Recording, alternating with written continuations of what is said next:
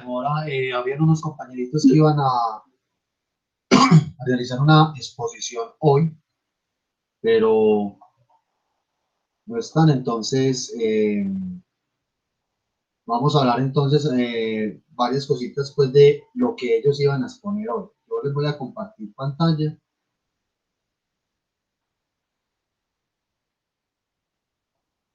Estamos aquí en la carpeta del Drive, ¿cierto?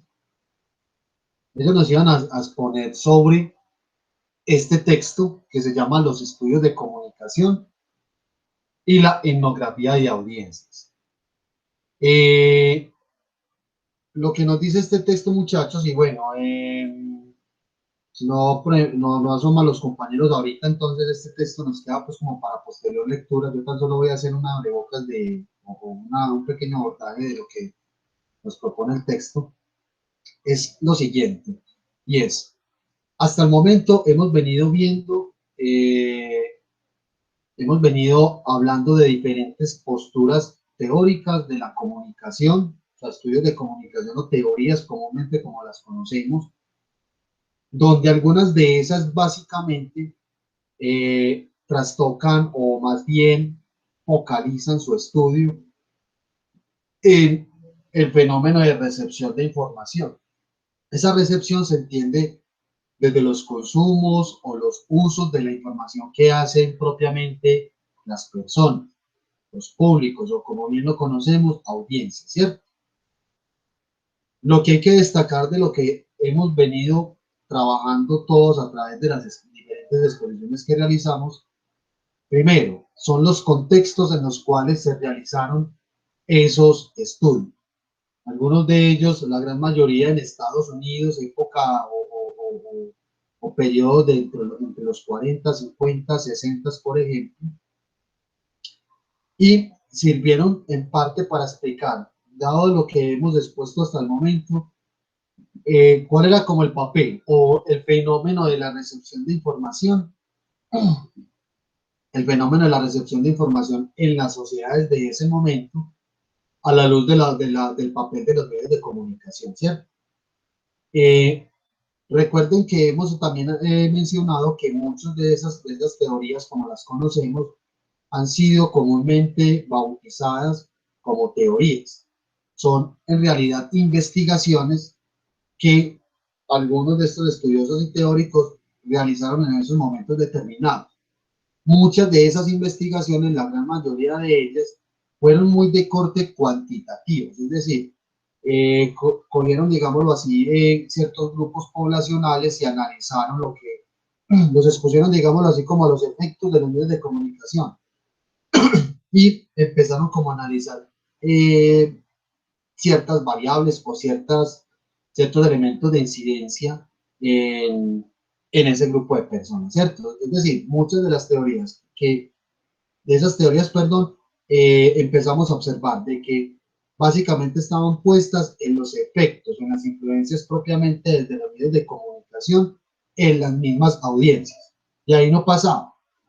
Y ahí no pasaba simplemente eran los efectos que generaban los medios de comunicación y los mensajes en las personas, ¿cierto? Pero sabemos de que eso paulatinamente fue cambiando y que los investigadores en comunicación y en el fenómeno de la recepción de medios se dieron cada vez más cuenta de que eran estudios que, si bien fueron importantes para la época, fueron también muy sesgados o muy delimitados en términos como de su alcance. Es decir, que solamente quedaron en el asunto de los efectos de los medios de comunicación y ese papel como omnipotente, perdón, o preponderante de los medios de comunicación, pero que hay de las audiencias al fin y al cabo. Si la recepción es un asunto que parte de la palabra o el concepto parte del hecho de recibir, ¿cierto? Pero entonces ese recibimiento de información no es un asunto que solamente queda en términos de la percepción, involucra muchas otras cosas más, ¿cierto? Entonces, por eso es que parte de esas teorías, algunas de ellas todavía siguen teniendo vigencia al día de hoy con ciertas variaciones o ciertos cambios.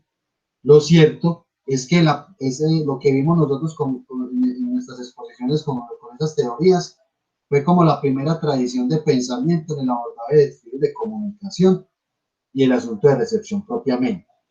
Ya aquí en nuestra asignatura es como el punto de inflexión en términos conceptuales y en términos incluso un poco metodológicos en entender este asunto de las audiencias, de la recepción, porque ya no es solamente mirar el efecto del mensaje del medio en las audiencias, sino que centrarnos muy propiamente en esos públicos, qué pasa con la gente, ¿cierto? Que no es un asunto de que, ay, bueno, el mensaje incluye directamente en mi percepción, en mi manera de pensar, o incluso en la manera de comportarme socialmente o interactuar con el otro, sino que cada vez más esto se ve reflejado en otros ámbitos de la vida cotidiana de las personas y es ahí donde las audiencias cada vez más cobran mucha más relevancia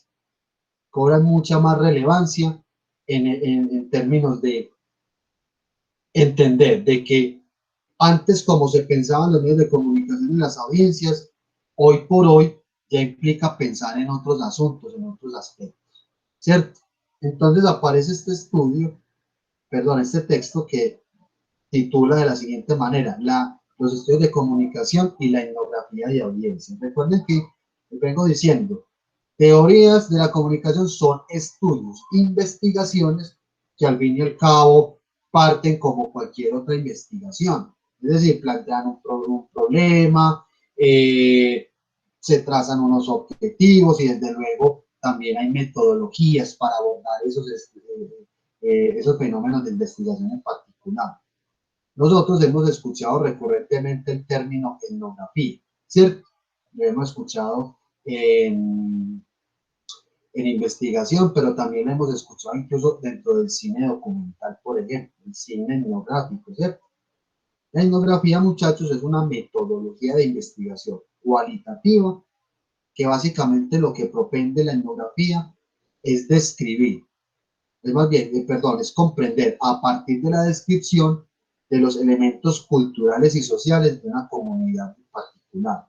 Una comunidad no solamente es un grupo indígena, o sea, no es una comunidad indígena, un grupo de campesinos, un grupo de jóvenes, son unidades sociales que tienen ciertos comportamientos y ciertos rasgos y características muy particulares propiamente de ellos y que la etnografía lo que hace es básicamente a partir de una descripción amplia, extensa y profunda, analizar todos esos elementos que componen la cultura o la sociedad o esa comunidad, ¿cierto?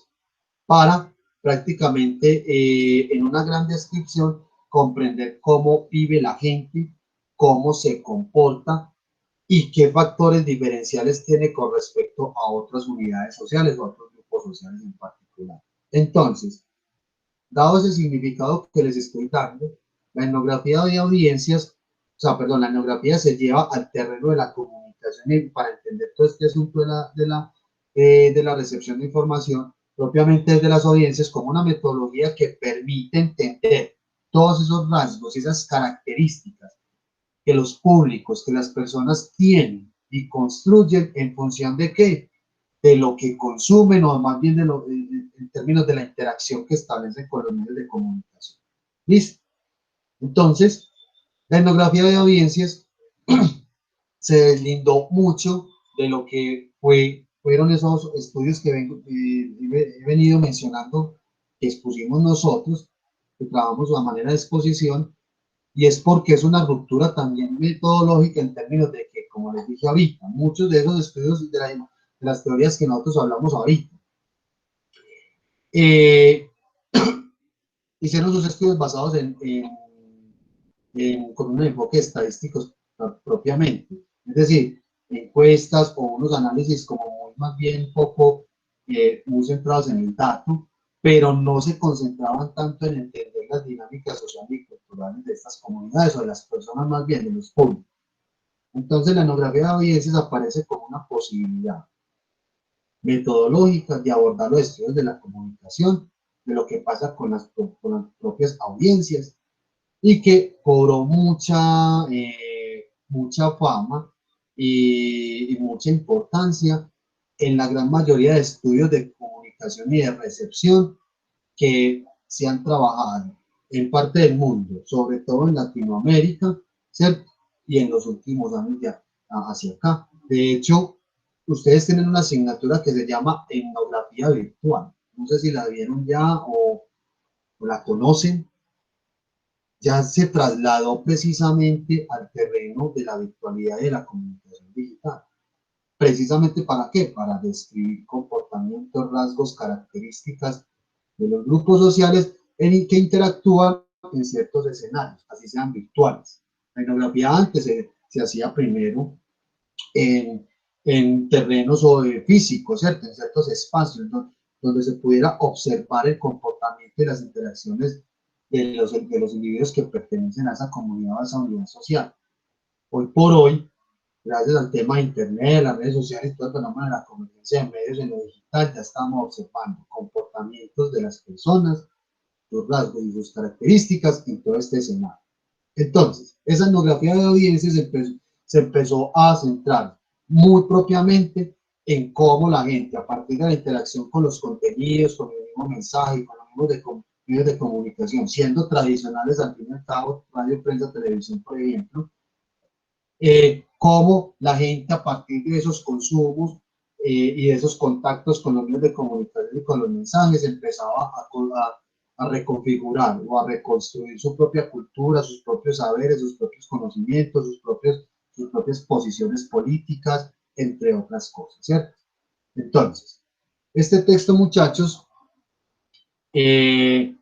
como bien les dije ahorita, lo íbamos a nos lo iban a exponer los compañeros con unas indicaciones que les había dado, pero bueno, no asistieron, entonces lo vamos a leer para luego, ¿cierto? Porque yo acá lo que les acabo de decir es, eh, es trastocar algunos o la gran mayoría de elementos que contiene este texto, no es difícil de leer y nos va a ofrecer un panorama mucho más amplio en términos de lo que les vengo diciendo, cómo es que antes estudiaba la comunicación y las audiencias y cómo eso fue cambiando gracias a qué, al giro metodológico, que es la etnografía. La etnografía no cuantifica, es netamente cualitativa y es la metodología de investigación más adecuada según algunos estudiosos de la comunicación que permite comprender bien cómo son esas interacciones de los medios de comunicación y las audiencias, ¿cierto? Muy bien, entonces, para que nos vayamos como familiarizando y más bien identificando el texto, es este de acá. No se lo voy a obviamente a recordar por correo, lo vamos a leer para después, es fácil de comprender. Les voy a mostrar en estos momentos este pequeño video que habla de la etnografía de las audiencias y esto nos va a ayudar a clarificar ciertos asuntos de la etnografía, de cómo, por ejemplo, nosotros, que de hecho hay un trabajo que debemos hacer acá, muchachos, de acuerdo a la concertación de evaluación, que es un análisis, propiamente creo que vamos a utilizar ciertos elementos de la etnografía para hacer nuestro análisis, ¿cierto? Vamos entonces a proyectar el videíto cortico. Estamos viendo pantalla, muchachos. Sí, profe. Sí, profe. Listo. Vamos a ver este videito cortico para que nos hagamos cada vez más idea de la etnografía de audiencias. Esta semana hablaremos de la importancia de realizar investigaciones para conocer las formas en las que las audiencias receptan los productos comunicacionales. Nuestra pregunta guía será: ¿cómo consumen e interpretan los contenidos mediáticos las audiencias? Para conocer los procesos de recepción es necesario recordar que el lenguaje es un espacio de extensiones. Las palabras no son fijas en su sentido. El contexto puede transformar los significados. En esta línea se pueden retomar entonces los planteamientos de autores como Umberto Eco, quien afirmó que existe una relación de diálogo entre texto y lector, y que los lectores tienen la función de co-construir el texto a través de su interpretación. Se debe recordar que un texto, es decir, todo producto comunicacional, puede tener múltiples interpretaciones y, como propuso Barthes, el sentido último de todo texto cultural es liberado por el lector. Enfoques como los estudios culturales propusieron también que existen diferencias y variaciones en la interpretación determinadas por los contextos de recepción. Se propone entonces una relación entre sentido, placer, uso y elección. Pensemos en un programa de televisión y preguntémonos, ¿por qué decidimos verlo? ¿Qué sentido tiene para nosotros lo que vemos? ¿Nos causa algún tipo de placer? ¿Cómo usamos aquello que vemos? Autores como Morley se interesaron por realizar etnografías, es decir, investigaciones cualitativas, a familias de diferentes clases sociales para analizar cómo consumían las personas los programas de televisión. En esta línea, por ejemplo, se han realizado estudios sobre mujeres y su relación con las teleseries o novelas para conocer cómo receptan las ideas sobre amor y roles de género. Entonces, realizar etnografías de audiencia implica hacer investigaciones cualitativas a través de técnicas como entrevistas, grupos focales y observación para conocer cómo receptan las audiencias concretas un producto comunicacional o cultural. Para realizar este tipo de investigaciones es necesario retomar las ideas de la corriente de usos y gratificaciones. En ella se propone que la lectura de los productos es negociada y puede variar de una cultura a otra. Entonces, volvemos a la pregunta base. ¿Qué hace la gente con los medios de comunicación? Para ello, es útil hacer un recuento de todos los productos que consumimos y pensar. ¿Qué películas nos gustan? ¿Qué series vemos? ¿Qué música escuchamos? ¿Y en qué momentos concretos? Cuando estamos felices, por ejemplo, ¿queremos ver lo mismo que cuando estamos tristes? Finalmente, podemos pensar también por qué ciertos productos han tenido éxito en diferentes países y qué hacen las personas con ellos. ¿Los usan para divertirse? ¿Los ven solos, en pareja o en familia? ¿Qué les gusta de ese producto y qué no les gusta? Recordemos las series norteamericanas como Breaking Bad o la serie mexicana El Chavo del Ocho, que marcó generaciones en América Latina. También novelas colombianas como El Cartel, que alcanzaron altos niveles de rating. En resumen, las personas consumen productos culturales y comunicacionales por diferentes razones y de diversas formas. Pueden receptar los contenidos mediáticos de maneras distintas. Es necesario, por ello, conocer los hábitos de consumo de las audiencias e investigar qué hacen con los contenidos que reciben.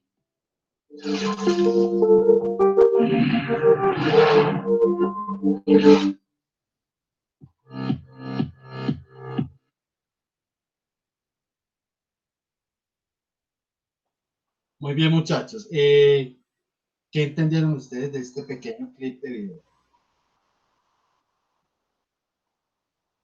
¿Quieres plantear la etnografía de audiencias entonces?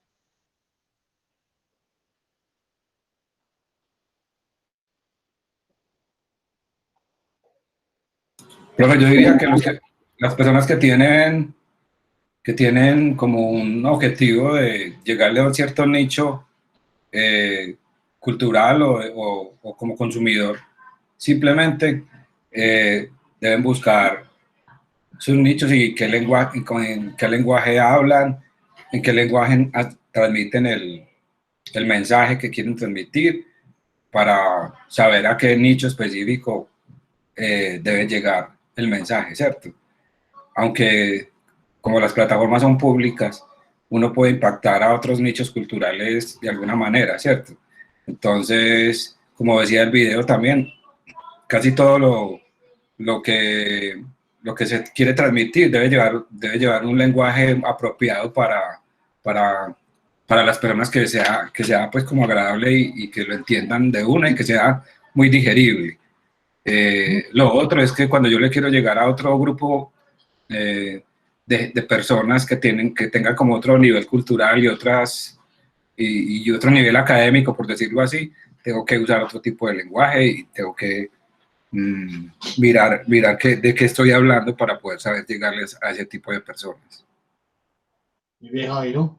Sí, son elementos todavía que, mire que aquí ya no estamos deslindando un poquito como el efecto de lo, según la etnografía, del efecto directo de los medios de comunicación, sino que es más bien como las mediaciones que se establecen por parte de las audiencias en relación a que yo no le hablo, por ejemplo, al televisor, yo no le hablo directamente a la pantalla, pero la manera de interactuar con lo que yo estoy consumiendo, con el mismo mensaje que esa pantalla me está proyectando, o a partir de esa imagen que me está representando algo, sea una noticia, sea cualquier otra cosa, por parte de los medios de comunicación, mismo sentido del mensaje, yo como audiencia lo significo de otra manera, pero no solamente queda en el significado, sino que eso se va incorporando a otros escenarios de la vida cotidiana, en donde, por ejemplo, cuando veamos acá, empecemos a hablar propiamente del fenómeno de la mediación con un poco de Barbero y aterricemos en otros asuntos de la cultura. Es en la cultura donde se ve propiamente el reflejo de lo que uno consume en los medios de comunicación, ¿cierto? Que tiene, es tanto el fenómeno tan importante y tan interesante el fenómeno, este asunto de las interacciones con los medios de comunicación, que miren que esto se incorpora propiamente a las palabras, al léxico, ¿cierto? A los diálogos que nosotros tenemos comúnmente en la vida cotidiana, ya sea de cualquier cosa, que hemos visto casos en donde los mismos medios de comunicación nos están poniendo unos términos, unas palabras que nosotros incorporamos en nuestros diálogos en la vida cotidiana. Pero a veces, a ver, no es pecado o no es malo incorporar palabras que nosotros escuchamos de los mismos medios o que veamos. El tema aquí peligroso es, por ejemplo, para referirnos a una situación, a una circunstancia o a una persona en particular, ya utilizamos estos términos que actúan como etiquetas, ¿cierto? Y hemos visto también que hay palabras que cada vez que se han replicado en el discurso mediático, se han incorporado de tal manera que han generado incluso implicaciones jurídicas, ¿cierto? Entonces ser a veces catalogado por un término de estos, cualquiera que podamos colocar a manera de ejemplo, podemos observar desde una perspectiva de la comunicación y los medios, y analizando esto con un enfoque etnográfico propiamente, encontraremos muchas respuestas en este sentido, ¿cierto? Todavía unas influencias que los medios de comunicación lo van a seguir haciendo y teniendo. Lo cierto es que son las significaciones que nosotros construimos en condición de audiencias frente a lo que consumimos y cómo eso, digámoslo así, afecta o se relaciona en diferentes ámbitos de la vida cotidiana de nosotros, ¿cierto? En cualquiera de ellos. Muy bien. ¿Qué más les mostró a ustedes o les llamó la atención de lo que vimos de este clip de la etnografía de audiencias?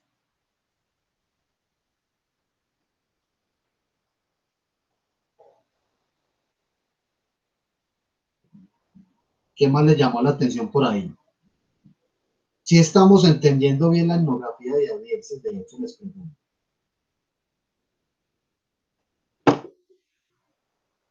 A ver, muchachos.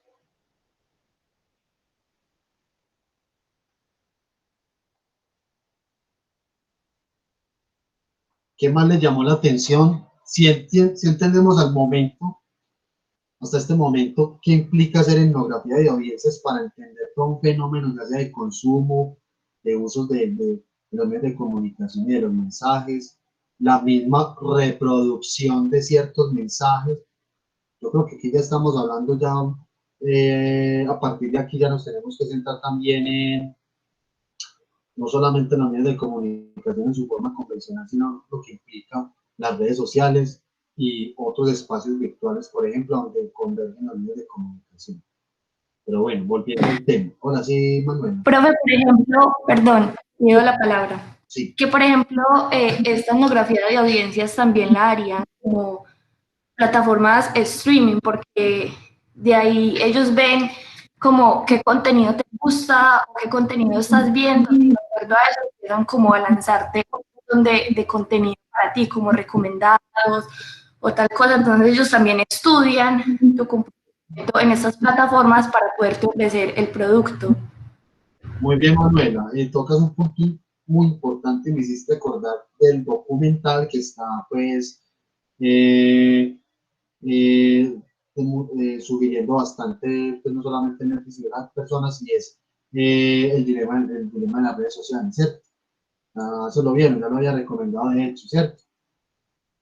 ahí plantean propiamente metodologías de investigación aplicadas propiamente en el sector empresarial o incluso de eso también tiene que ver con aspectos del mercadeo incluso. Allá se hacen estudios de investigación de mercados aplicados propiamente o retomando metodologías de la investigación que no son solamente cuantitativas. Aspectos desde lo etnográfico, como lo mencionas Manuel, gracias por hacer mi comentario, desde luego que estudian los rasgos y características de los consumidores. Ahí no son solamente audiencias, son consumidores. Es que la audiencia no solamente consume muchachos, la audiencia también tiene que ver mucho en el hecho de que cómo los medios de comunicación siguen trabajando y cómo siguen produciendo ciertos mensajes y ciertos contenidos de esa manera. No es que los medios solamente, como hacían antes, hacían y deshacían como ellos quisieran, no. Ya hoy por hoy, de un tiempo hacia acá, se ha demostrado de que las audiencias inciden mucho en la programación incluso. Supeditan la manera en cómo se produce televisión o complementando la televisión, cómo se produce un programa, el tratamiento temático, el mismo contenido, ¿cierto? Pero aquí lo que está en la clase de hoy lo que vamos a hacer es una ruptura conceptual y epistemológica de todo lo que nos dieron las otras teorías, ¿cierto? Pues para entender ese cambio de pensamiento y sobre todo de contexto. Lo cierto es que entonces en la etnografía, como estamos hablando, por parte de la comunidad de investigadores de la comunicación y críticos de los medios, en fin, encontraron en la etnografía una posibilidad de entender mucho mejor y abordar de manera cada vez más profunda los estudios de audiencia, más allá de lo cuantitativo, ¿cierto? Porque lo cuantitativo, como les dije ahora, privilegiaba mucho en qué, en los primeros estudios, solamente en determinar cuántas personas consumieron esto, qué incidencia tuvo, qué efecto tuvo el mensaje o el medio sobre esas personas, sobre esa unidad o ese grupo de personas estudiadas, de esos sujetos investigados, y ya, hasta ahí quedaba. Pero se entendía entonces de que todavía los medios de comunicación tenían un poder muy omnipotente, muy desde el efecto directo o indirecto incluso en las audiencias, ¿cierto? Pero ya eso poco a poco, o sea, no es que ellos fueran, digámoslo así, ciegos, no, era al fin y al cabo el contexto en el que estaban que les estaba sugiriendo pensar de esa manera.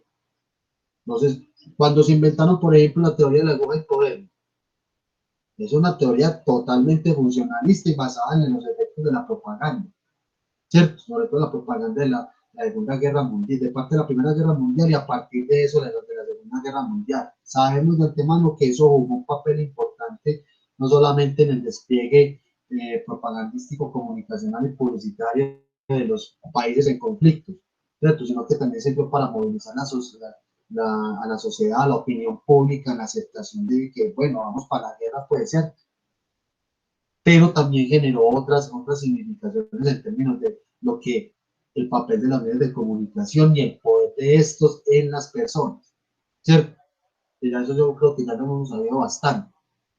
El asunto entonces acá es que se sigue pensando que todavía seguimos pensando, los medios de comunicación generan efectos en las personas, a partir del tratamiento, de cierta manera, o amañado, como nos parezca a nosotros, de ciertos mensajes, ¿cierto? Pero, digámoslo así, ya no tragamos entero, pasan otras cosas en la dinámica comunicativa, ya intervienen otros actores, por ejemplo, ¿cierto? Entonces también es como para ir haciendo el punto de quiebre, ya más bien empezar a establecer una comparación con ese tiempo antes, ¿cierto? Y ya como el aquí, el ahora, hacia adelante, ¿cierto? Muy bien, entonces, gracias Manuela por el comentario. ¿Qué más opinan ustedes de la etnografía de audiencias? ¿Qué más les llama la atención, les mostró lo que acabamos de ver? Profe, yo pido la palabra. Otra, me hace acordar que anteriormente, pues para medir audiencias en la televisión, y que todavía lo utilizan, es pues el rating, ¿cierto? Creo que es una herramienta que se sigue utilizando ya a nivel virtual, O sea, adaptaron el rating, lo adaptaron a la etnografía virtual para estudiar ese tipo de audiencias, qué es lo que les gusta, qué es lo que quieren consumir, ¿cierto? Y entonces, yo diría que es una herramienta que ya se usaba anteriormente y que se está volviendo a usar, adaptada ya pues como a los nuevos tiempos y a los nuevos medios de comunicación. Ok. Muy bien, Jairo. Me diste pie para que mostremos lo siguiente, y es que todavía seguimos pensando nosotros como comunicadores y como investigadores de la comunicación en la importancia de los números, de la parte estadística. El rating en sí mismo lo que hace también es hacer una medición o una proyección en términos estadísticos, numéricos, de la cantidad de personas que consumen un programa determinado, o que tienen preferencia por cierta programación, ciertos contenidos. Lo cierto es que los números también se equivocan. Y ahorita de hecho podemos hacer un pequeño análisis que de pronto les va a parecer muy tedioso, pues no nos vamos a quedar ahí, pero es con el tema de la pandemia, ¿cierto? ¿Qué está pasando con las cifras? ¿Cierto? Lo que estamos viendo en los medios de comunicación y lo que se nos está mostrando por parte de las instituciones estatales, ¿cierto? Para eso, entonces, muchachos, les voy a mostrar lo siguiente. Vamos a ver este análisis que me parece muy interesante con respecto a las encuestas y lo que pasó. Si bien es viejito el video, es muy importante, creo que cabe como en este contexto, porque en este momento están en elecciones en Estados Unidos, y lo que vamos a ver es con referencia a este señor de Trump, lo que pasó con la elección anterior, ¿cierto? Vamos a ver entonces este análisis. De pronto algunos de ustedes lo han visto, se llama el reporte global de acá. Estamos viendo pantallas, lo titularon Las encuestas han muerto. Esto es estos son unos chicos de aquí, creo de Medellín, que utilizan narrativas digitales muy al estilo de la influencer también, para hacer análisis de de diversos temas, ¿cierto? No solamente hablan de política, sino de otros. Lo conocen, ¿ya habían visto este? No, no, señor. No, alguien lo había visto ya. Se llama Las encuestas han muerto. Listo. Vamos a verlo entonces. A ver el análisis tan interesante que hacen acá. Estamos viendo pantalla, muchachos. Sí, profe. Adivinen quién ganó. Y escuchan. Sí. Muy bien. Bueno, vamos a verlo. Adivinen quién ganó. ¿Quién más? Trump. El resultado puede o no ser sorpresa. Y usted puede o no estar de acuerdo. Y seamos realistas, ni usted o la mayoría de ustedes ni yo podíamos votar en esta elección. Así que lo nuestro es una simple opinión. Nos toca esperar a ver qué pasará en el planeta. Lo que sí es seguro es que dimos palos sobre el tema en redes sociales, llenamos Twitter, Instagram y Facebook de memes sobre el apocalipsis, así como hacemos con Peckerman cuando Colombia no gana. Pero muchas veces es como cuando montamos fotos de perros con ropa. Gracias, Gertrudis, muy bonito, pero no nos interesa. El tema Trump es llamativo porque su elección como presidente rompe con el status quo. Llamó todavía más la atención por un factor especial. A más de uno lo tomó por sorpresa. Y entre todas las razones hay una que destaca. Las encuestas se equivocaron. Y si de algo nos podemos confiar nosotros es de las encuestas, ¿cierto? Este año 2016, algunas encuestadoras han estado tan acertadas como Max en el IDEAM, que pronostica sol el día en que cae cipote aguacero con granizada. Veamos 4 escenarios importantes y empecemos por lo local. Primero, en Colombia, el resultado de la votación en el plebiscito por la paz fue tan inesperado como la pluralidad de Berrío o el testículo de Vidal. De acuerdo con Datesco, por ejemplo, 55% de los ciudadanos encuestados votarían por el sí y un 36.6% por el no. Cifras y concepto iba por el mismo lado, con alrededor del 54% por el sí. Napoleón Franco incluso preveía una victoria del sí con el 66%. ¿Y qué pasó? El sí perdió por un estrechísimo margen, con 49.8% de votos a favor. En estas elecciones presidenciales en Estados Unidos, las encuestas estaban más ajustadas, pero en su mayoría daban como ganadora a Hillary Clinton. CBS News, 5038, Fox News, Wall Street Journal, NBC News y Washington Post ABC le daban una ventaja a Clinton de alrededor de 4 puntos. Bloomberg Politics y Times Upshot del New York Times le daban 3 puntos de ventaja. Rasmussen Reports 2 puntos. Era difícil encontrar encuestadoras como la de los Angeles Times o Investors Business Daily, quienes daban 2 o 3 puntos de ventaja a Trump y lo consideraban ganador. Cierto que somos un mundo en el que todos queremos ser uno y darnos la mano y caminar felices por las praderas. Pues no propiamente. Para no alargar la historia, en el Reino Unido ganó el Brexit con el 51.9% de los votos. Vale la pena destacar que la mayoría de las encuestadoras preveían una pelea apretada, pero coincidían en que el Reino Unido votaría por permanecer en la Unión Europea. Finalmente, en Islandia, donde se esperaba que el Partido Pirata lograra más escaños en el Parlamento, esto no sucedió. Este tema lo tocamos en el reporte global pasado, o sea, vean el reporte, no hay excusa.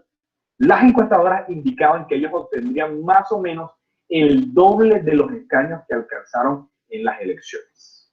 Ahora, la pregunta obligatoria es, ¿por qué fallaron las encuestas? ¿Por qué, si las encuestas eran tan confiables como nuestro crack y próximo Balón de Oro, Estefan Medina? Señores, por supuesto, cada escenario es distinto. Hay muchos factores y ha sido una combinación de esos factores que han llevado a estos resultados. Consideramos algunos. El tiempo en que se realizan las encuestas es demasiado corto, por lo que ignoran la variación en la opinión, que pueden cambiar fácilmente y por muchas razones. Por ejemplo, al caso de las elecciones en Estados Unidos, tiene sentido. En ese escenario, todos los días salía una noticia bomba sobre alguno de los candidatos, lo que hacía que la intención de voto cambiara con relativa facilidad. Que salen a la luz los supuestos abusos a un número considerable de mujeres por parte de Trump. Voto por Hillary. Mañana salen revelaciones en Wikileaks de que Hillary cuadró las primarias. Ahora voto por Trump. Los Simpsons dicen que Trump quebrará en Estados Unidos. Voto por Hillary. Y así sucesivamente. Por otro lado, cuando los votantes indican que no saben por quién van a votar, lo que hacen algunas encuestadoras es que tratan de concluir el posible voto basados en la información de ese votante. En particular, le ven el estrato, los estudios, seguramente hasta le revisan el perfil de Facebook para saber por quién votarán. Por lo que el ejercicio de ponderar esa información es arriesgado y obviamente sujeto a falla. Vea, a pesar de que en ocasiones pasadas haya podido ser acertado, o aunque en su mayoría sí termine siendo acertado este abordamiento, cuando la pelea es bien cerrada, ese margen de error puede terminar diciéndolo absolutamente todo. También incluyen los medios con que se realizan las encuestas. En la actualidad se combinan las llamadas telefónicas con las encuestas online. Y hay que considerar que, 1, la telefonía fija ha muerto. Y 2, no siempre se tiene acceso a bases de datos de números móviles que sean representativos dentro del espectro por todas las restricciones legales que hay del caso. Otra teoría que circula es la del voto oculto, según la cual cuando se realizan las encuestas la gente no expresa su verdadera intención por miedo o por pena, porque de pronto pueda resultar algo polémico. Como si le preguntáramos a alguien ahora si le gustaría que Timochenko fuera presidente y dice que no, ¿cómo se le ocurre a María Perdón? Pues en realidad esta persona de pronto tiene un guerrillero oculto esperando a votar por ti. Esa persona está en todo su derecho de opinar de esa manera y tendrá sus razones, pero quizás prefiera ahorrarse las explicaciones, particularmente si esta es una reunión del Centro Democrático o en un encuentro organizado por el pastor Arraso. ¿Qué decir ahora de la gente que no vota porque las encuestas ya dijeron que van o no van a ganar y consideran que su voto no hace la diferencia? Todos sabemos que las encuestas son una referencia, que no son infalibles, pero son usualmente buenos indicadores. Con todo lo que ha pasado en el 2016, desde el reporte proponemos que no se abandonen las encuestas, que no se dejen de hacer, pero que las miremos desde otra perspectiva. Si vas arriba en las encuestas, desconfía, no has ganado, no te descuides. Y si vas abajo, tienes todas las posibilidades del mundo para ganar. Trabaja tal vez un poquito más duro. Mi nombre es Eddie Arrieta y este es el reporte global. Cuéntanos, ¿qué crees personalmente que pasó en las votaciones de las que hemos hablado? ¿Confías en las encuestas? ¿Te han llevado a considerar que tu voto no tiene valor porque la opción que apoyas ya la han declarado perdida o victoriosa por adelantado? ¿Deberías, Falcao, comenzar contra Argentina? Opina.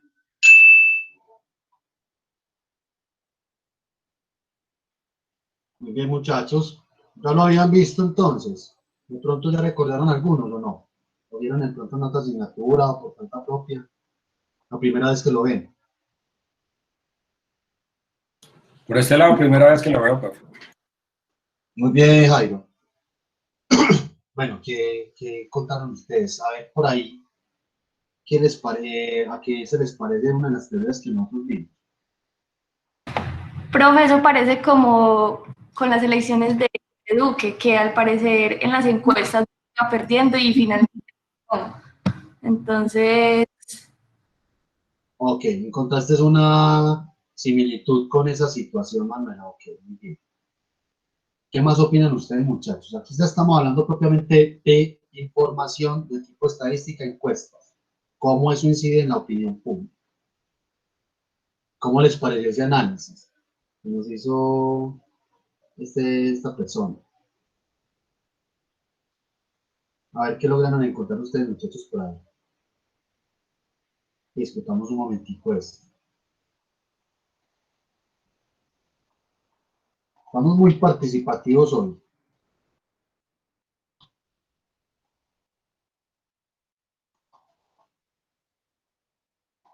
¿Qué más observaron ustedes, muchachos?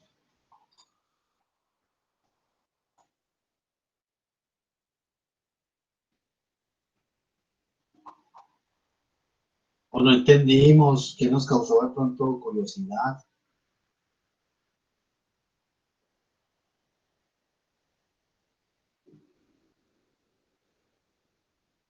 A ver, compañeros, ¿qué más piensan ustedes?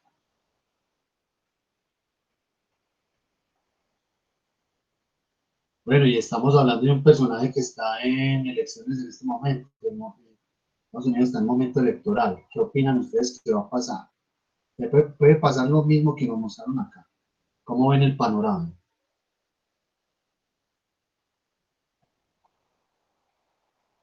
Profe, yo diría que es que hay muchas encuestas que también son pagadas por los mismos gobiernos, obviamente, y por los mismos candidatos.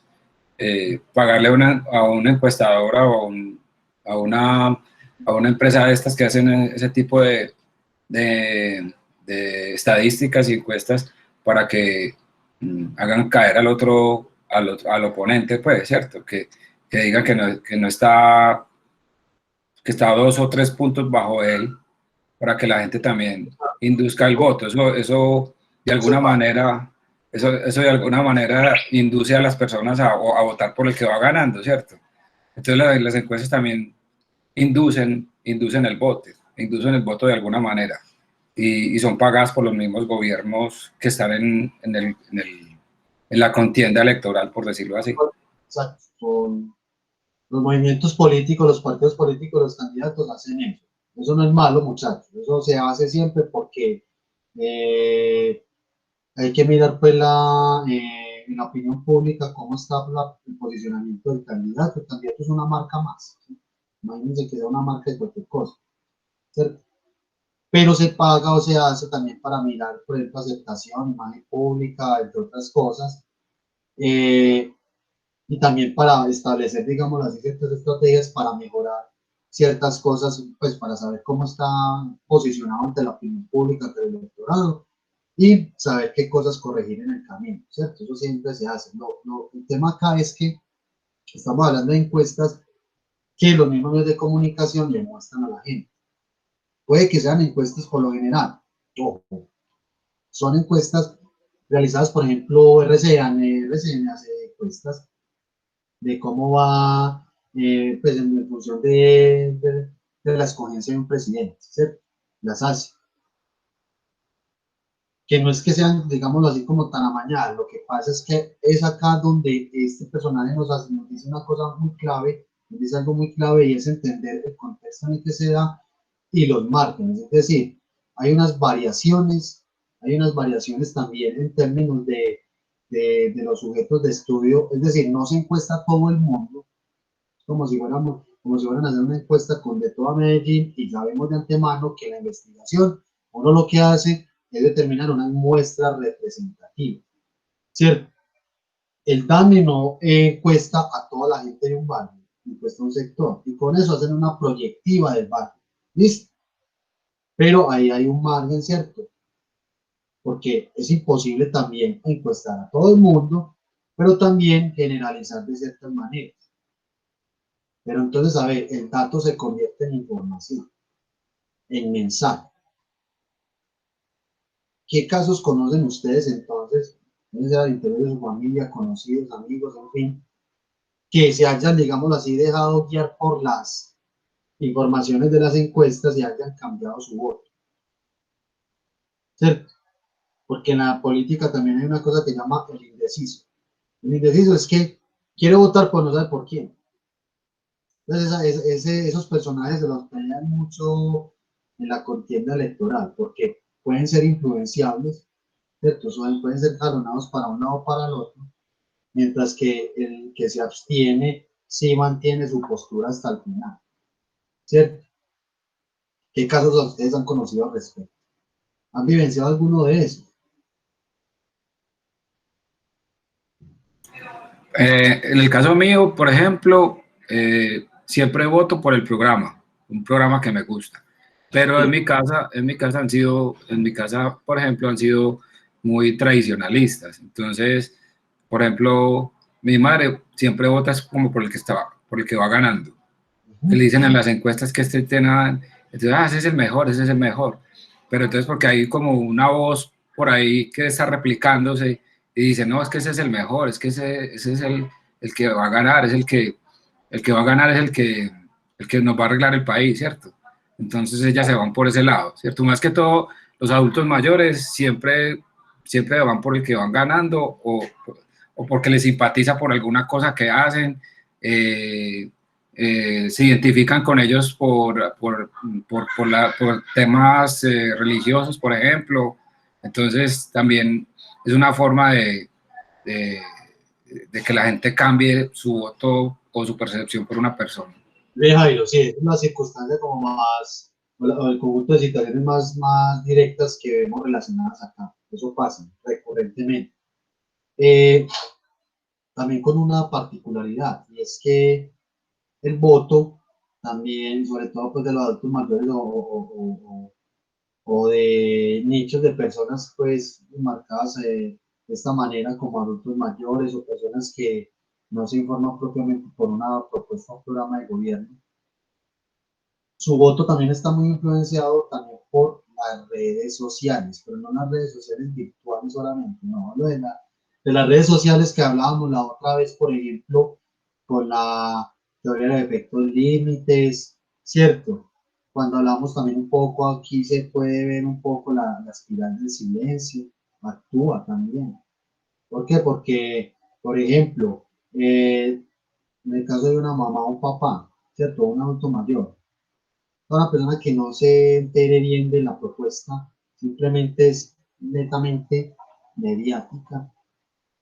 Muy seguramente también su voto se va a ver reflejado porque alguien inmediato a su vida, familiar, amigo, compañero de trabajo, esto, aquello, zonas de mucha confianza, influye en la toma de la postura como tal y en la toma de decisiones electorales. Eso pasa.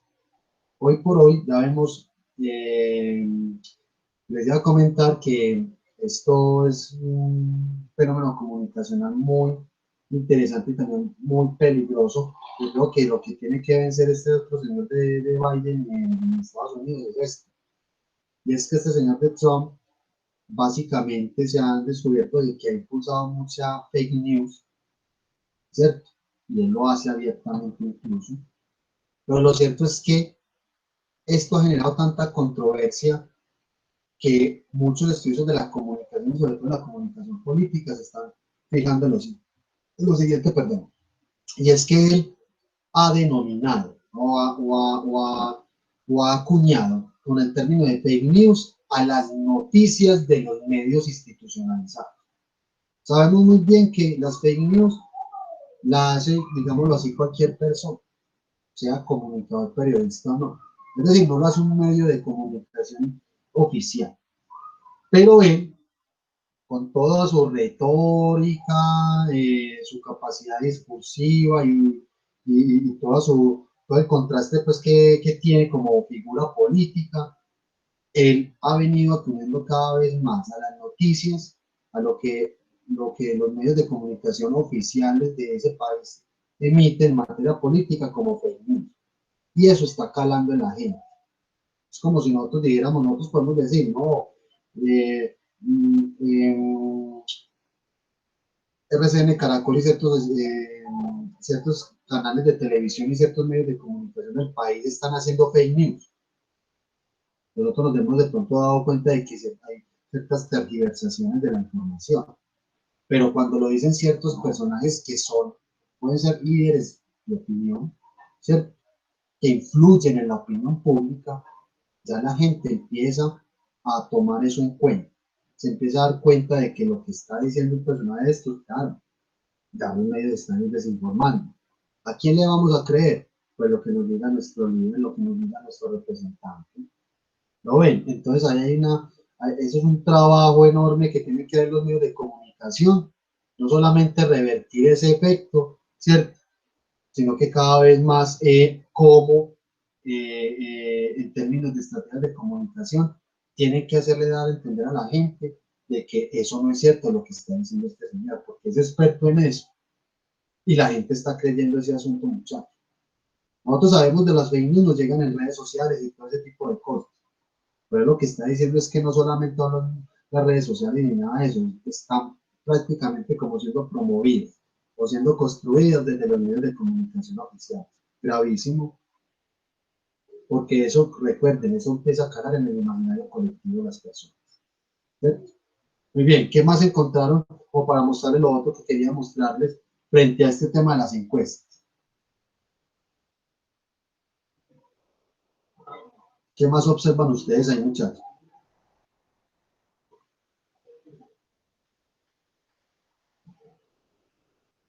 Nada más, no hay nada más que les haya llamado la atención. Dale, Jairo, que estés muy bien, no hay ningún problema. A ver si fue Jairo. Muy bien, ¿qué más les llamó la atención, muchachos?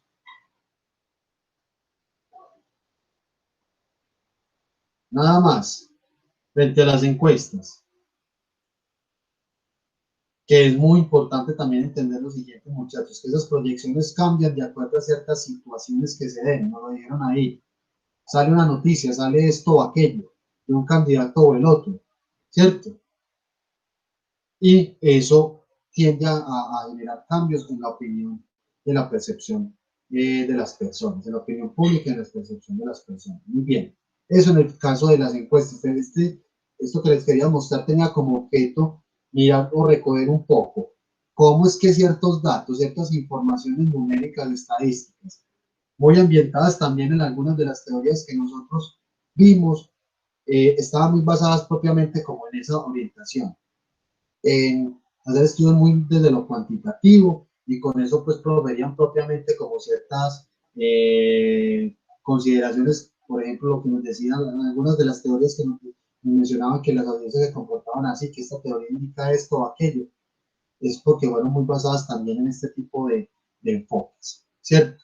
Ya sabemos hoy por hoy, y con la ruptura conceptual que estamos haciendo, y es que eso ha generado variaciones significativas en las percepciones de las personas, en términos de que los datos inciden, pero también inciden otras cosas, ¿cierto?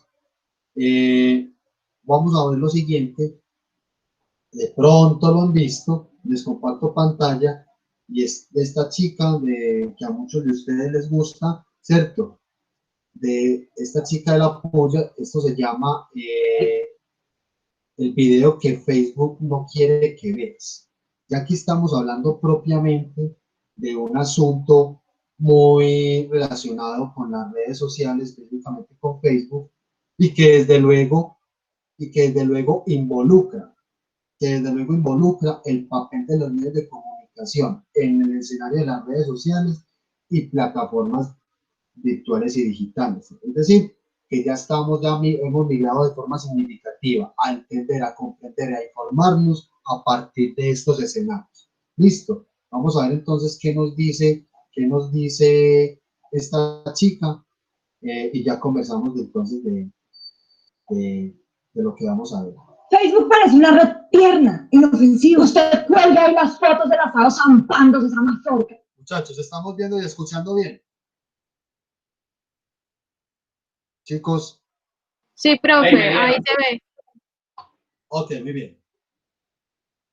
Facebook parece una red tierna, inofensiva. Usted cuelga ahí las fotos del asado zampándose esa mazorca con mantequilla. Le manda besitos y caritas con corazones a la tía Socorro en ocasión de su cumpleaños. Se entera del destino vacacional melgareño al que fue su amigo de la infancia. Y publica noticias de superación personal en las que lo importante no es caerse, sino saberse levantar. Por eso puede parecerle extraño escuchar que Facebook ha sido una red que ha permitido inflamar la violencia, expandir la xenofobia, manipular elecciones políticas y manipular los datos de los usuarios para controlar sus gustos y sus elecciones. Pero así es. Como Facebook está de cumpleaños, quieren celebrar sus 15 años, contándoles porque Facebook es una mierda. Y es tan mierda que su creador Mark Zuckerberg,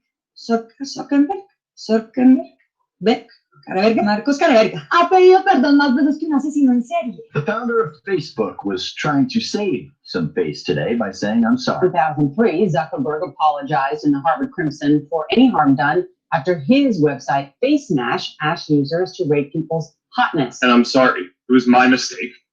And I'm sorry. And I'm really sorry that this happened. And I'm sorry for it.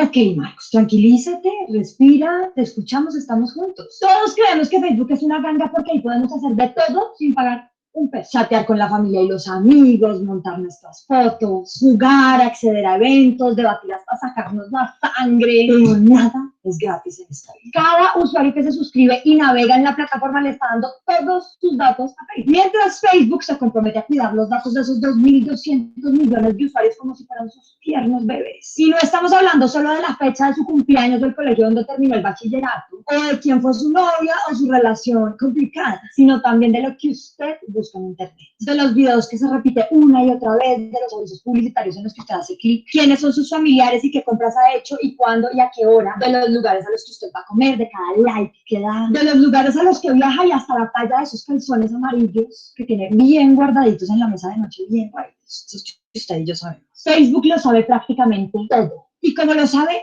todo, utiliza esa información para que le paguen por difundir publicidad. Ese es su negocio. Facebook no les entrega esos datos a las empresas, sino que les dice, mire, yo tengo este botín de datos y yo sé a quién le interesa su producto. Y les aseguro que a esa gente le va a llegar. De una u otra manera, Facebook vende esos datos y con eso se hace un platal. Pero haberle dejado esa mina de oro a Marcos es como permitiría a un niño de 2 años que maneje una tractomula. O como que Kika Nieto hable sobre los homosexuales. Un desastre.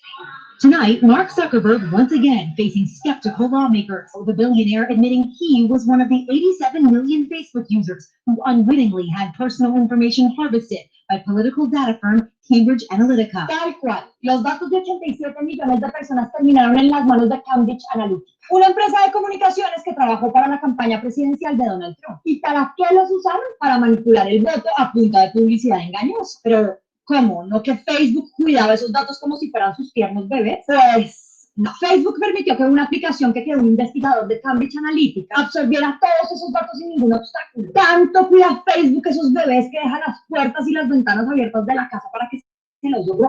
Pero esto no es lo único que ha pasado. Representatives from Facebook, Twitter, and Google are back on Capitol Hill for a second day of testimony about Russia's interference in the 2016 election. Well, today the lawmakers wanted to know how Russian-backed propaganda spread unnoticed to millions of Americans. Tal cual. Hackers en Rusia crearon cientos de perfiles falsos para armar una campaña contra la candidata opositora de Donald Trump, Hillary Clinton, para extender información falsa sobre ella y su equipo entre líderes de opinión y también para comprar publicidad engañosa sobre temas polémicos como el racismo, la inmigración y los derechos LGBT. De nuevo, para manipular el voto. Pero si manipular votos no le parece nada del otro mundo, hablemos de cómo Facebook se ha convertido en un megáfono para el odio. En Birmania, hace 2 años, el ejército comenzó a masacrar a los rohingyas, una minoría musulmana que se ha extendido por varios países de Asia. Y Facebook jugó un papel estelar a la hora de extender mensajes de odio contra esta población. By all accounts, Facebook absolutely did inflame pre-existing tensions there.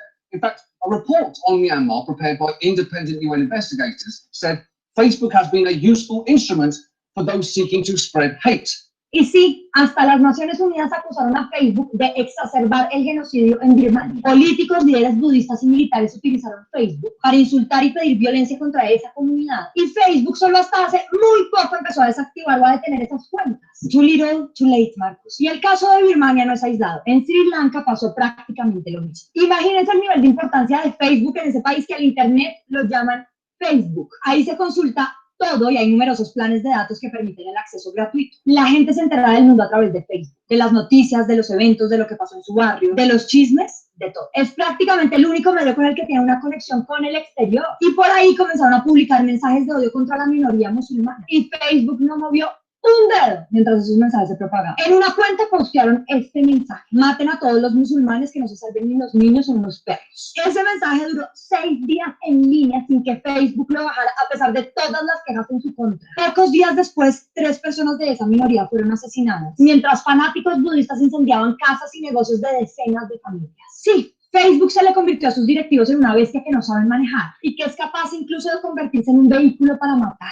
I'm really sorry that this happened. Nosotros también lo sentimos, Marcos. Sentimos que el muchacho visionario que eres haya sido incapaz de prever todo lo que podía pasar con tanto poder en las manos. Pero después de ver todo esto, ustedes pensarán que lo más sencillo es meterle unas reglas claras al juego. Eso no es tan fácil por varias razones. Por un lado, moderar esos contenidos es como pegar una piña con los dientes. Después de todos estos escándalos, Facebook ha tratado de frenar las noticias falsas y los mensajes de odio de su plataforma, pero lo ha hecho casi todo mal. Encarga a terceros de esa tarea. Los empleados tienen muy poco tiempo para decidir qué hacer con el contenido. En muchas ocasiones no conocen la lengua del contenido que tienen que revisar. No tienen comunicación directa con los ejecutivos de Facebook porque trabajan en países apartados y en empresas ajenas a Facebook. Y cuando tienen que tomar decisiones, utilizan unos criterios muy débiles que tienen que inventarse sobre la marcha. Por ejemplo, unos moderadores decidieron que una foto en calzoncillos de un hombre y con una erección no tenía un contenido sexual porque no estaba del todo desnudo. Pero una mujer en tanga, sí. Por no saber cómo manejar el contenido, Facebook vetó incluso la fotografía histórica de una niña que corría desnuda por la calle tras un ataque con químicos en Vietnam, con el argumento de que era pornografía infantil. De otro lado, Facebook no ha querido enseñarle a la gente con claridad cuál es el contrato que firman cuando se suscriben a la plataforma. Y sí, leer eso es responsabilidad de los usuarios, pero a la hora de la verdad, nadie tiene la capacidad de entender el mamotreto de 200 páginas que es el contrato que usted firma. O para ser más claros, recordemos lo que le dijo este honorable representante estadounidense a Zuckerberg. Here's what everybody's been trying to tell you today, and I say this gently. Your user agreement sucks. De otro lado, regular Facebook es fregadísimo porque los que hacen las normas tampoco saben dónde están parados. Eso quedó claro cuando Marcos se presentó ante el Congreso de Estados Unidos. Y muchos de los congresistas no tenían ni idea cómo era el negocio de Facebook, ni la tecnología era su área de experticia. Sumémosle a esto que el equipo de Facebook encargado de esta tarea reduce los problemas gigantes a reglas simplonas de manual. Si los congresistas no dominan el tema, ni los ejecutivos de Facebook tienen claro cómo manejar las emergencias, no van a llegar a ningún peligro. Y agreguemos a esto que Facebook se ha convertido poquito a poco en un país virtual con sus reglas propias que no deja que nadie le meta mano. Después del escándalo de Cambridge Analytica, Facebook hizo todo lo posible para que esa información no saliera a la luz. Y luego, cuando los congresistas hacían proyectos de ley para regularlo, hizo un lobby agresivo con el Congreso para frenarlo. Sus ganas de desviar la conversación fueron tan grandes que cuando citaron a una de sus altas ejecutivas para rendir cuentas, Facebook se dedicó algunas semanas a contactar a los congresistas para limitar el rango de preguntas que le harían y para que a la reunión fueran invitados también Google y Twitter. Si nos embarramos todos. Y por último, Facebook no se va a pegar un tiro en el pie. Su negocio son los datos y no va a arriesgarse a que se los quiten o le reduzcan el acceso a ellos. Tampoco va a estar interesado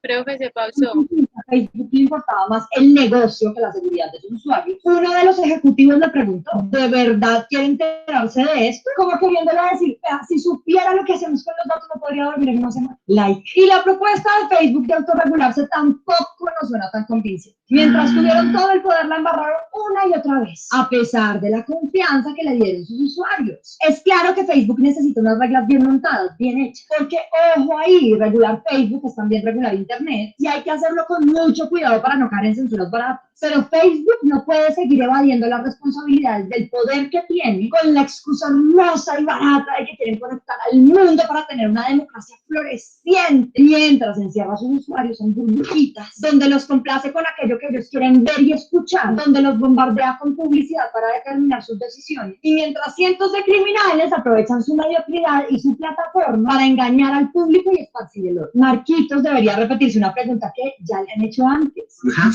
to ask yourself, what how you will be remembered. As one of the three big internet giants, together with Steve Jobs, I should say, and Bill Gates, who have enriched our world and our societies. Or on the other hand, in fact, the genius who created a digital monster that is destroying our democracies and our societies. Él siempre comienza con estudios biológicos de la mascota, de forma que siempre estás un paso adelante. Reactiva tu negocio con Tigo Business. Pásate a planes postpago con 50% de descuento por 4 meses. Y aquí...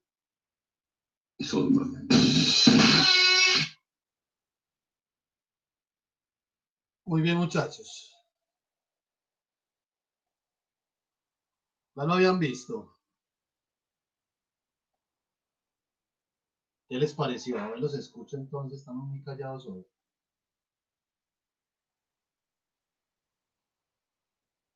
A ver, ¿qué opinan?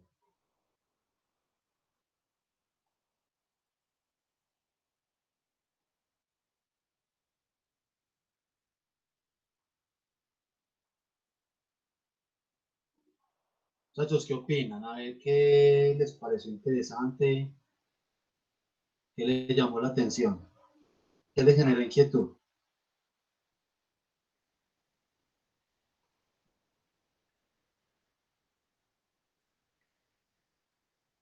No hay ninguna pregunta, algún comentario.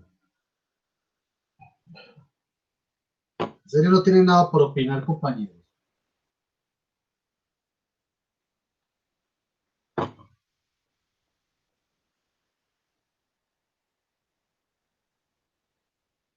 Ok, pues.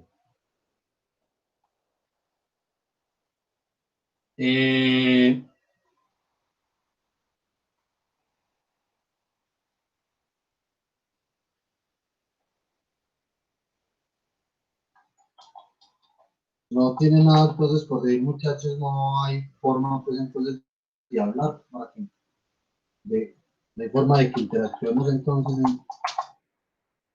Les voy a mostrar entonces en este momento la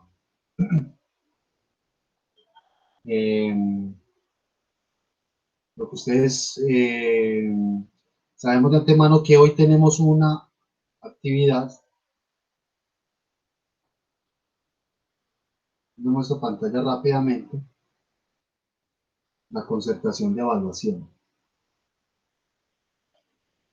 La concertación de evaluación tenemos para hoy. Ya evacuamos parte de las exposiciones. Hoy empieza el foro, ¿cierto? Uno de los foros que habíamos concertado. Empieza hoy y termina dentro de 8 días. O sea, entre el 21 y el 28 está disponible el foro.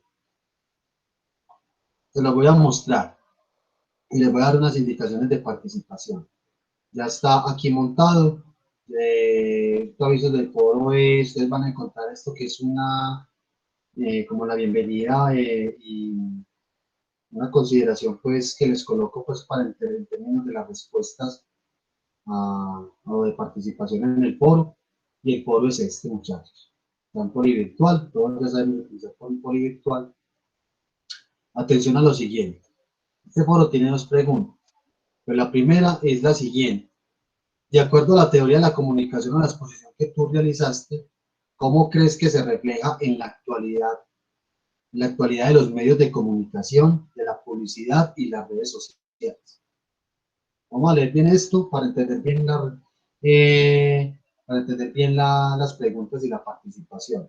Estamos diciendo que en este primer punto ustedes toman en cuenta la exposición que realizaron y van a responder crítica y argumentativamente y obviamente de manera reflexiva a esta pregunta. ¿Cómo crees que esa teoría de la comunicación o lo que tú expusiste se refleja en la actualidad de los medios de comunicación, de la publicidad y en las redes sociales? Yo ahorita corrijo bien esta redacción acá, pero mira, ¿cómo esa teoría crees que se refleja en el papel de los medios de comunicación o en la publicidad o en las redes sociales? Ya respondes argumentativa y reflexivamente frente a eso. La segunda pregunta o segundo componente de este foro es el siguiente.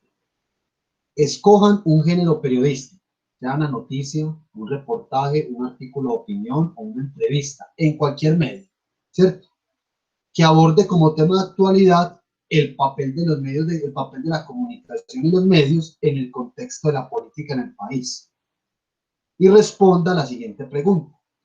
El tratamiento informativo dado en esa noticia o en ese reportaje o en ese artículo de opinión, ¿qué posibles influencias o efectos generan en las audiencias?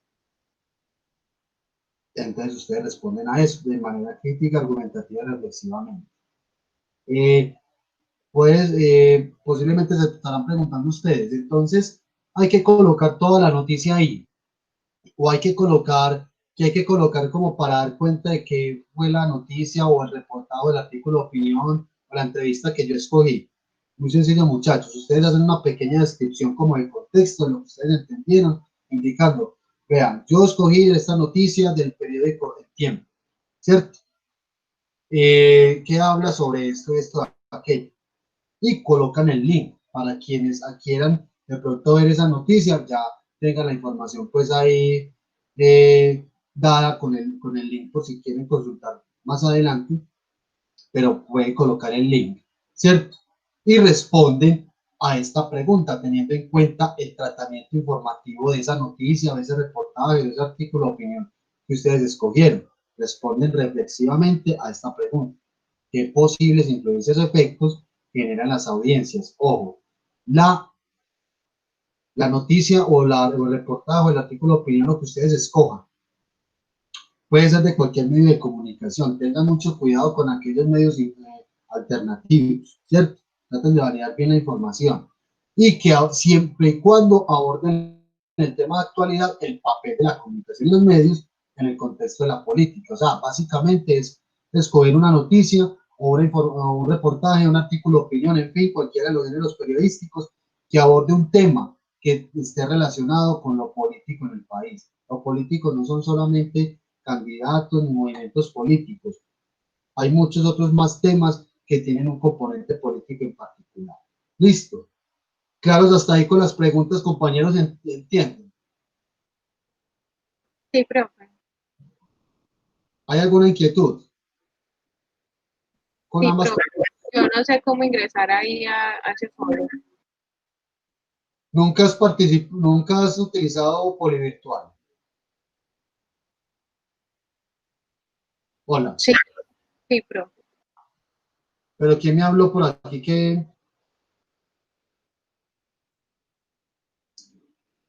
¿Quién dijo que nunca no saben participar? ¿A quién fue la que me habló?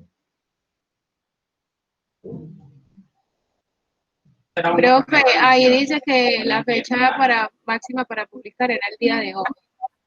No, es una super configuración. O sea, el foro ya está bien. O sea, es una configuración que se le da a esto porque está habilitado a partir de hoy hasta el próximo miércoles. No se preocupen, ustedes pueden ingresar. Listo. O sea, pueden ingresar incluso a partir de la medianoche de hoy, pues. Pero no se preocupen que esto se cierra el 28 a las 11:59. Listo. Ah, bueno, no había visto por acá el comentario de FOM. Que nos dice que Facebook tiene mucho poder con todos los datos que damos, claro. Indudablemente, eso es una de las conclusiones que creo que podemos sacar de lo que vimos, Juan. Muchas gracias por compartir tus apreciaciones acá. O sea, Daniel, bueno, ya está claro entonces, no se preocupen por este aviso de acá, es simplemente informativo. Recuerden, está habilitado a partir de hoy hasta el próximo miércoles 28. ¿Entendemos las preguntas, muchachos?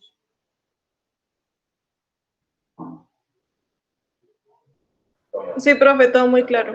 Listo, Juan. Listo. Si no hay más preguntas, entonces les doy las siguientes indicaciones. Muchachos, esto no lo vayan a dar para lo último. Es un espacio de debate, de discusión, de retroalimentación a los compañeros.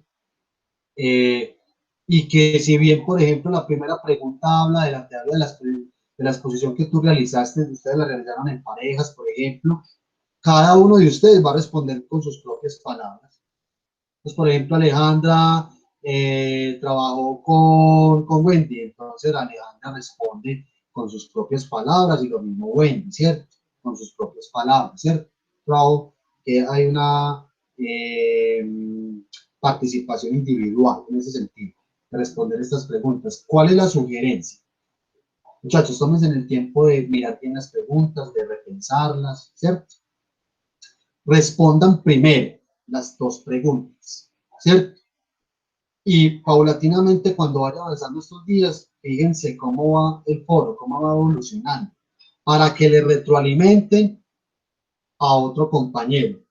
Profe, ¿a cuántos le debo de responder yo retroalimentar? Los que ustedes quieran. Aquí no importa el término de la cantidad, de a cuántos compañeros le debo responder.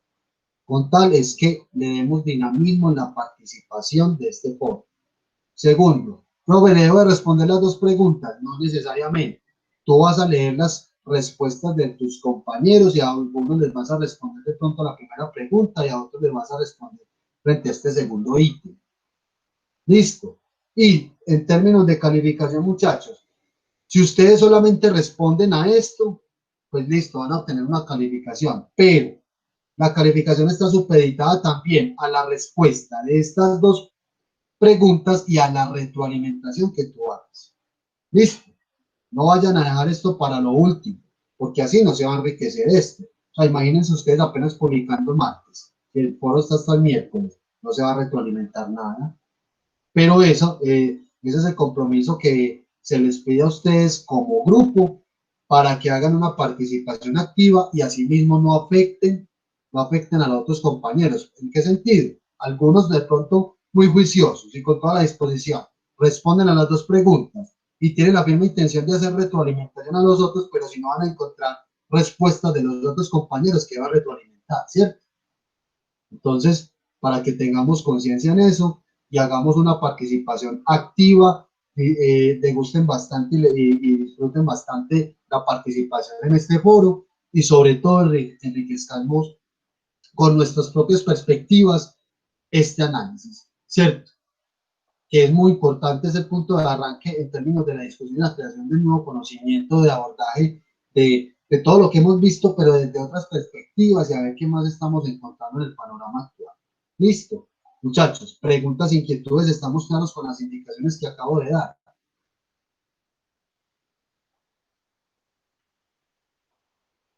Sí, señor. Muy bien. Yo les voy a enviar también próximamente un correo a todos con unos tutoriales que hizo Polivirtual, cortos, sencillos, muy explicativos de cómo ingresar a la plataforma y cómo participar. Listo, para que no tengan pues ahí inconvenientes en el acceso a Polivirtual y sobre todo en la participación del foro y se familiaricen bien como con la plataforma. ¿Alguna pregunta, inquietud adicional?